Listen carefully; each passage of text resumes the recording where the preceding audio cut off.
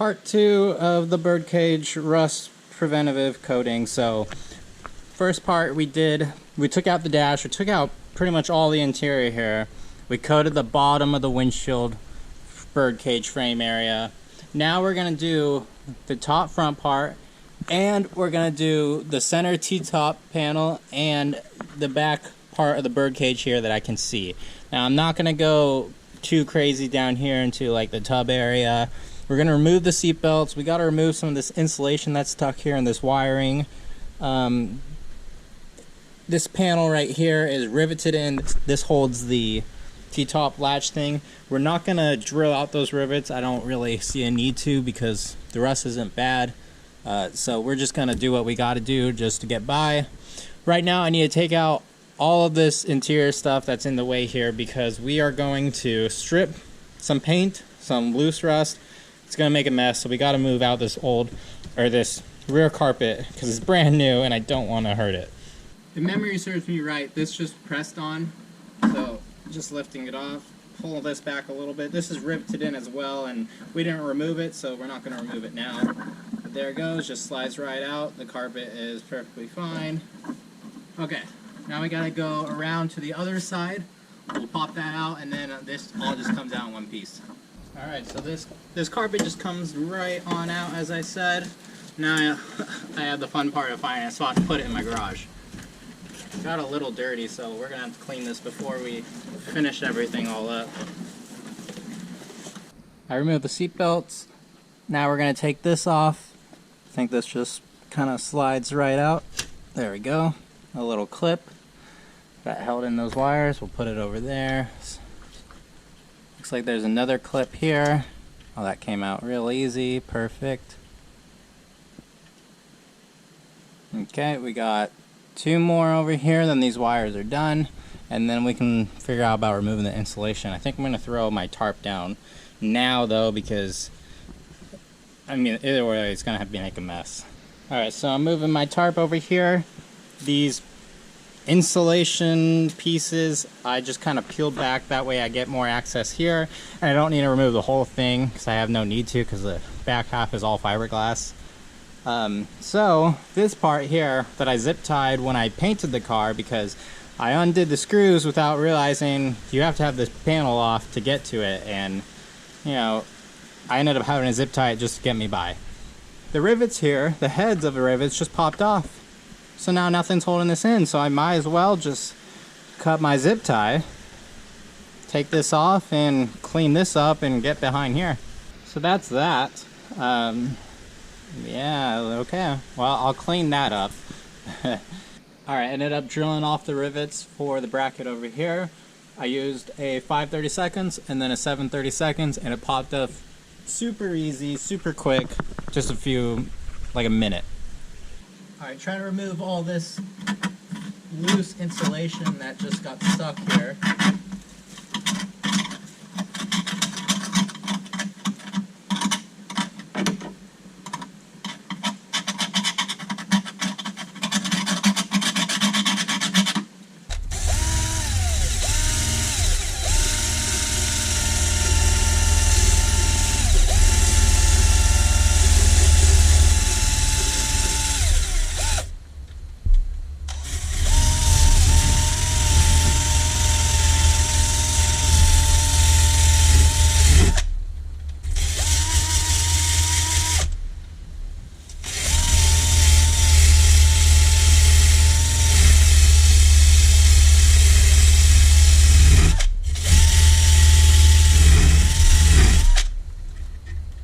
Alright, got everything all stripped down. I still have some areas over here that I gotta touch up, but as you see, here's all the pitting, but it's all solid metal still.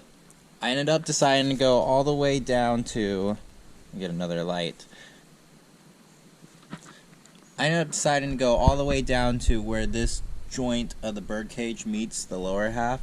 So I didn't go any further than that because really you're never going to see that, and the metal is really good down there, so I think we're okay. I mean, water doesn't really get down there, usually it gets up here.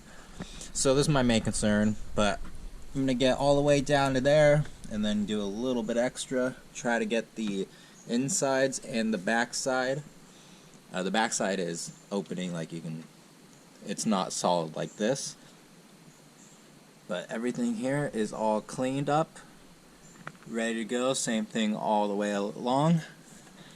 And now on the top side, everything's clean here. We're gonna go up to this edge. This edge is supposed to be, I mean, really the whole thing's supposed to be body color, but this edge, I'm not gonna touch this because this is fiberglass. Don't need to worry about that. So I'll tape line here. We got, this is the one nasty spot, but it's just, the rest is just surface. We'll get all the way along here, and then this is what I'm cleaning up right now. Trying to get into the gaps here, which is proven difficult, but we'll get it figured out. Now we have stripped down all the loose, flaky rust. Now it is time to fully degrease the metal that we just prepped. So we're using this cleaner degreaser from POR15. Honestly, you can use any cleaner degreaser you want. Just put it in a squirt bottle, mixed it up with some water. This one says 4:1 ratio, I think, or 8:1, something. Read the directions. But we'll just squirt this down, wipe it off with a rag. So we're gonna start top down, squirt a bunch, and the POR15 directions, just let this stay wet for like 10-15 minutes.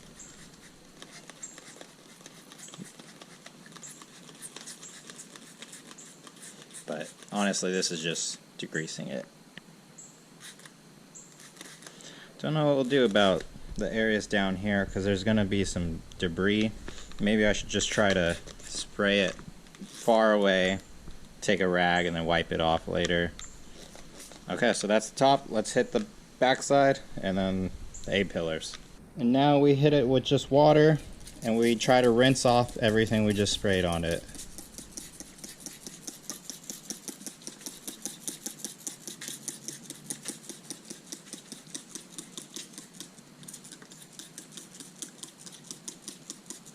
Okay, take a rag and let's start to dry it off. We'll just wipe off all of this. We'll just hit it with water a couple times after this until it stops showing dirt. Alright, I dumped the metal prep into this container once again. We're going to spray. And again, we keep it wet for about 10 to 15 minutes. Be real liberal with this. You really want to make sure you prep everything to the best of your abilities. And I have like a painting respirator mask on. This stuff doesn't really smell, but just trying to be safe. This is phosphoric acid, basically. So, just trying to be a little bit safe here. Now, same thing as before. Take our spray bottle, and let's just douse all this off of it. We're just rinsing it off with water, and then I'll use my rag to actually wipe it off. Again, working top, bottom. We are all prepped and ready to go. So if you see, it starts drying off as this yellowish orange, so light rust color. So the rust is flashing on. That's what the acid is doing to it, basically. It's etching it, getting it ready for this coating. So we got it all looking good. I have my tarp everywhere I wanted it. I put tape everywhere. I thought I would need it just to make sure I don't get it anywhere. We're brushing it on, so it's real easy to avoid overspray since we're not spraying. But so we're just gonna go right on at it. And I don't really care if I get some of it on the fiberglass here because you're never gonna see it. Now I did want to mention, I taped up the VIN, and when I prepped, I hit it with the wire wheel just to get it shiny again and readable, but I am not going to paint the VIN. It is illegal to remove the VIN, and if the VIN looks like it's tampered at all, an officer is not going to cite on you if it looks tampered. So I'm trying to leave it original. So I poured the POR15 into this mixing cup, basically to not contaminate the whole bottle of POR15 that I have. So just pouring a little at a time. We'll brush it on. And here we go.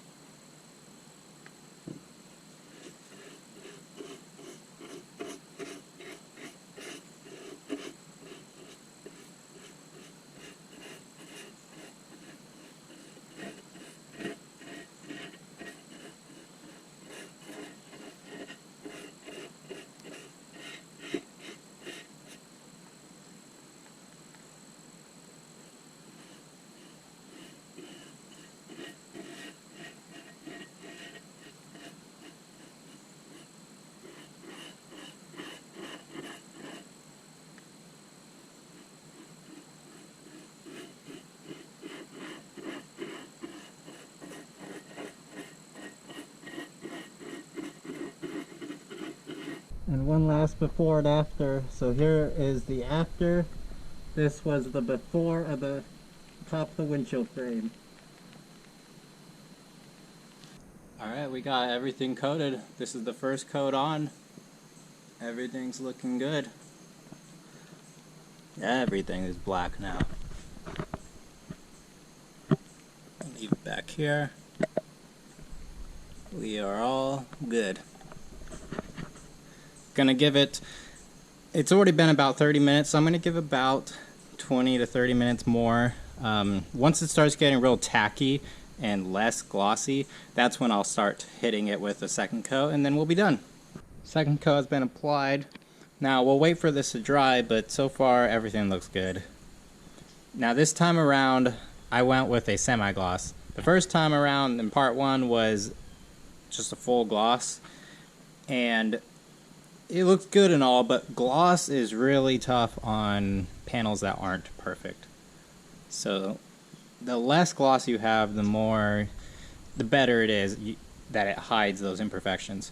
But I mean, you're never gonna see any of these, and I got a sneak preview of what this looks like dried, and I think semi-gloss is the move. It looks like a chassis black, in my opinion. But I'll get a shot of it tomorrow once it's fully cured, and we should see what the sheen on it is like. Alright, the POR15 has dried. And here we go. All you see is just black, but it looks good. All one solid color. See the bad area here is looking pretty good.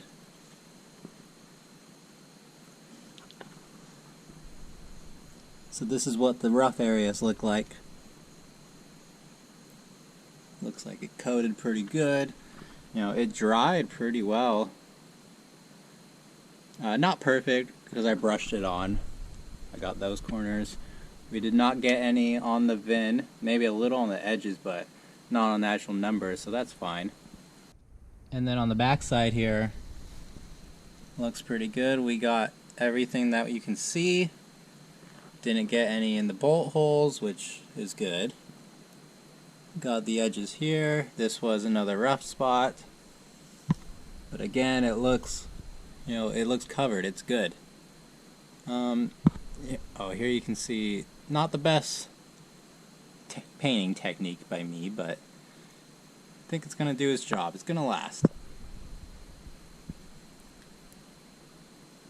Yeah, I am not a great brush painter, as you can see, but hey, it looks pretty good, and it's gonna do its job, which really matters the most. Same thing up here, looking all good. Alright, well now I have some cleanup to do. I gotta remove the tarp, gotta vacuum all up, and then since we have the dash apart, let's take advantage of that. I need to go through the wiring, see what we need, we'll see what we don't, replace what I want to and can while we have the dash apart.